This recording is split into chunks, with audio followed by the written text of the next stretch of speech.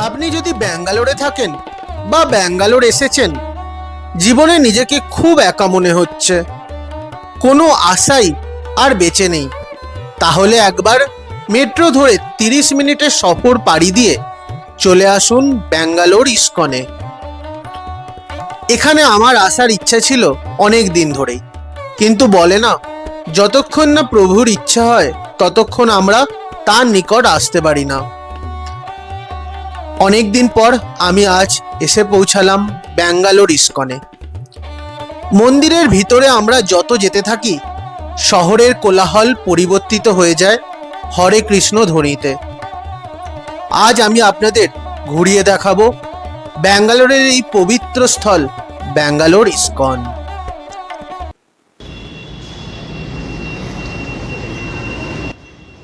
Hello বন্ধুরা, আশা করি আপনারা সবাই খুব ভালো আছেন। আজ আমি আপনাদের কাছে নিয়ে চলে এসেছি আরও একটি সুন্দর ভিডিও। ব্যাঙ্গালোরের ইস্কন টেম্পেলে আমি এখন যাচ্ছি। আজকের ভিডিওতে আমি আপনাদের সাথে শেয়ার করব ইস্কন মন্দির, মন্দিরের ইতিহাস, কিভাবে এখানে আসবেন, সবচেয়ে কাছের মেট্রো স্টেশন কি হবে, এভরিথিং। এখানকার সম্পূর্ণ ট্যুর গাইড আজ আমি আমার ভিডিওতে দেব, তাই ভিডিওটি স্কিপ না করে পুরোটি দেখুন। আশা করি আপনাদের খুব ভালো লাগবে।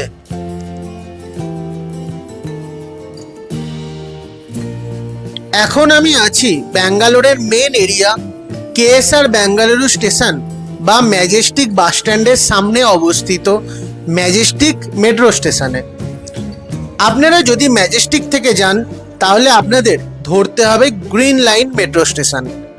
এই গ্রিন লাইন মেট্রো থেকে আমরা টিকিট কেটে নিয়েছি মহালক্ষ্মী মেট্রো স্টেশন অবধি। মহালক্ষ্মী মেট্রো স্টেশনের কাছেই ইস্কন মন্দিরটি অবস্থিত। দেখতে দেখতে আমাদের মেট্রো এসে পৌঁছালো।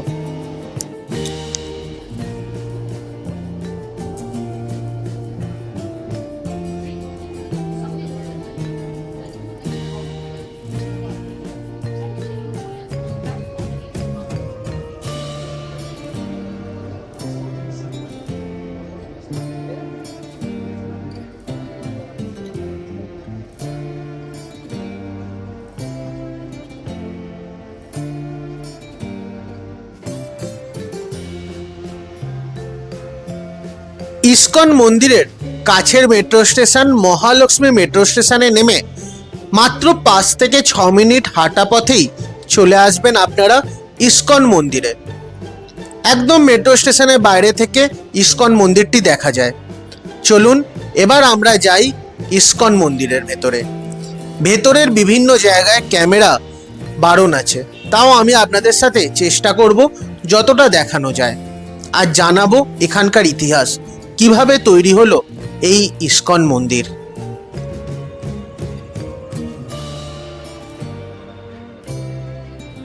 ISKCON international society for Krishna consciousness এর প্রতিষ্ঠাতা হলেন স্বামী প্রভুপাদ।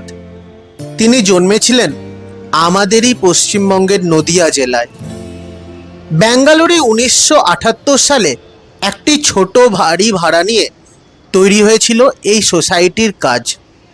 পরবর্তীতে 1988 সালে এই হরে কৃষ্ণ হিল নামে এই পাহাড়ি জমিটি অধিগ্রহণ করা হয় ইস্কন মন্দির প্রতিস্থাপনের জন্য। 1990 সালে শ্রী মধু পণ্ডিত দাসের নেতৃত্বে বিশাল মন্দির নির্মাণের কাজ শুরু হয়। প্রায় 600 জন দক্ষ কারিগরের অক্লান্ত পরিশ্রমে ও কোটি সমঘণ্টার বিনিময়ে 1997 সালে এর কাজ সম্পন্ন হয়। 1997 সালের 31শে মে এই ব্যাঙ্গালোর ইস্কনের প্রতিষ্ঠাতা হয়। আমাদের ইস্কন যেটি আছে এখন মায়াপুরে, সেটি হলো গোটা পৃথিবীর সবথেকে বড় ইস্কন, কিন্তু তা এখনো উদ্বোধন হয়নি। তাই এখনো অবধি ইস্কন এশিয়া তথা পৃথিবীর সবথেকে বড় ইস্কনগুলোর মধ্যে এখনো অবধি বড় ইস্কন হলো এই ব্যাঙ্গালোর ইস্কন।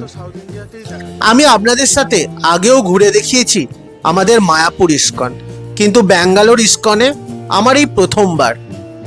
এখানকার প্রত্যেকটা জায়গা এতটাই পরিষ্কার পরিচ্ছন্ন আর চারিদিকে এতটাই হরে কৃষ্ণ বাণী, আপনি যদি এখানে আসেন আপনার মন প্রাণ একদম শান্ত করে তুলবে। আমি আপনাদের রেকমেন্ডেড করব, যখনই আপনারা ব্যাঙ্গালোর আসবেন না কেন অবশ্যই এখানে আসুন। আপনারা যদি ব্যাঙ্গালোর ইস্কনে না আসেন আপনাদের ব্যাঙ্গালোরে আসা বৃথা। এটি হলো নরসিংহ দেবতার মূর্তি। এই নরসিংহ দেবতার ওপর কেন্দ্র করেই ইস্কন মন্দিরের প্রতিষ্ঠাতা হয়। রাধা কৃষ্ণের সাথে সাথে এখানে নরসিংহ দেবতারও পুজো হয়। আমাদের নদিয়ার মায়াপুরেও নরসিংহ দেবতার জন্যে একটি আলাদা প্রেক্ষাগৃহের করা হয়েছে, দারুণ। সেটাও আমি আপনাদের সাথে সেটাও তুলে ধরেছি আগে।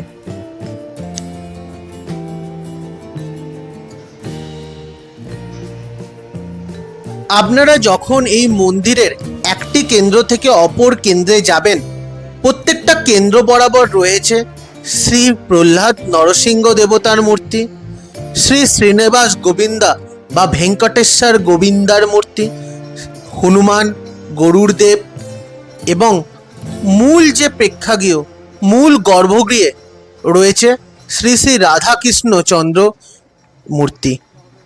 এখানে রয়েছে নিতাই গৌরাঙ্গেরও মূর্তি, বলরাম, সুভদ্রা, জগন্নাথ দেবেরও মূর্তি। মেইন জায়গাতে ক্যামেরা অ্যালাউ নয়, কিন্তু আমি যতটা তুলতে পেরেছি আপনাদের সাথে তাই শেয়ার করছি। এটি হলো মূল গর্ভগৃহ।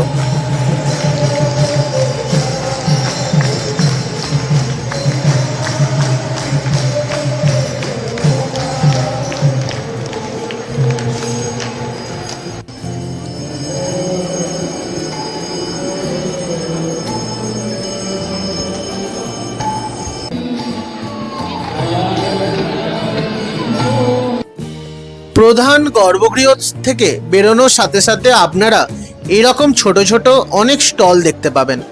এখানে ব্যাঙ্গালোরের ইস্কনের বা ইস্কন প্রদত্ত বিভিন্ন ধরনের জিনিস আপনারা পেয়ে যাবেন। চন্দন কাঠ থেকে আরম্ভ করে ভেষজ ধূপকাঠি, ঘি, যেটা আমাদের মায়াপুরের বিখ্যাত ঘি, সেই রকম ঘি, আরও অনেক কিছু জিনিস আপনারা এখান থেকে কিনতে পারবেন।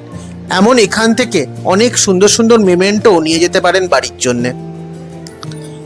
ব্যাঙ্গালোর ইস্কন শুধু প্রার্থনার জায়গা নয়, এটি মানব সেবারও এক অনন্য নজির।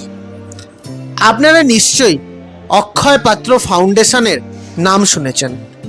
এই ইস্কন মন্দিরের উদ্যোগেই এটি শুরু হয়েছিল, যা ভারত জুড়ে প্রায় লক্ষ লক্ষ ছাত্রছাত্রীদের প্রতিদিন পুষ্টিকর বিনামূল্যে দুপুরের খাবার দেয়।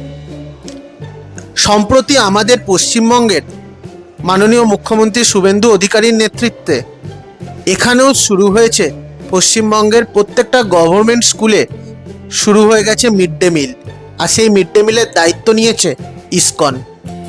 প্রতিদিন পুষ্টিকর খাদ্য দেওয়া হয় বাচ্চা বাচ্চা ছাত্রছাত্রীদের।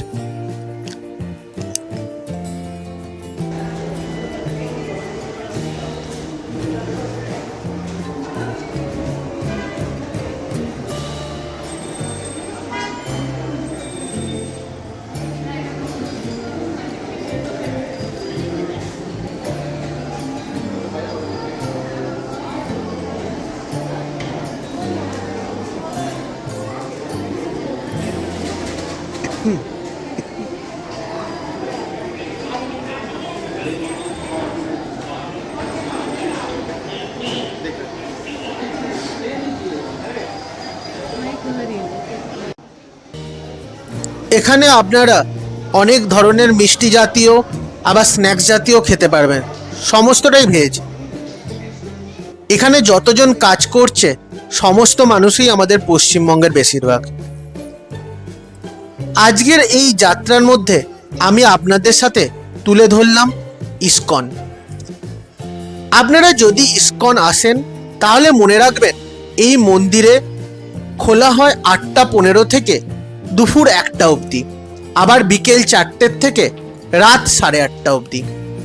তবে শনি, রবিবার এবং ছুটির দিনগুলোতে একটায় বন্ধ হয় না, পুরো দিনেই খোলা থাকে, কিন্তু সেই সময়টা আপনারা ইসকন ব্যাঙ্গালোরের ওয়েবসাইট দেখেই আসবেন।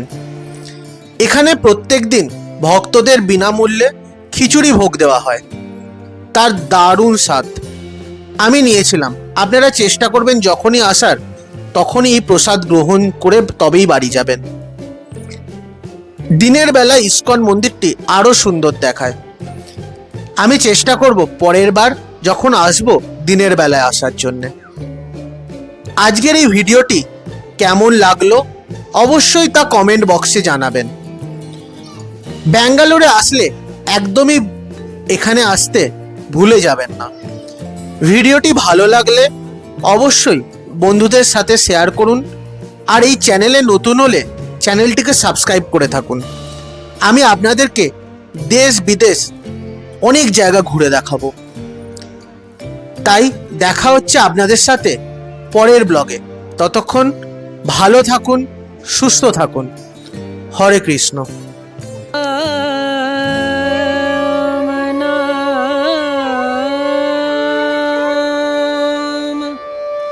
भजले राम नाम सुखधाम, भजले राम नाम सुखधाम, भज